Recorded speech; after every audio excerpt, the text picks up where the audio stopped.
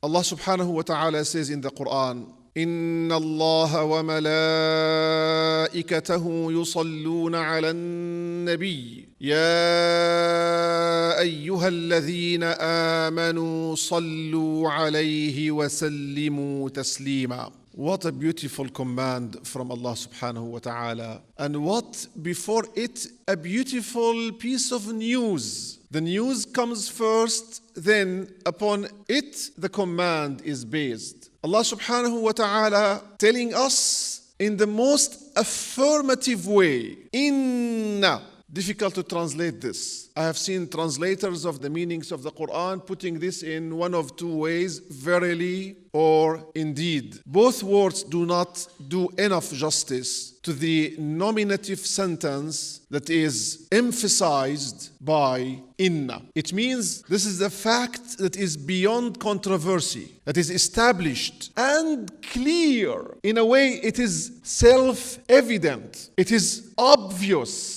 You know where the word obvious comes from? It is a combination of the prefix ob and the word via. Via means a road.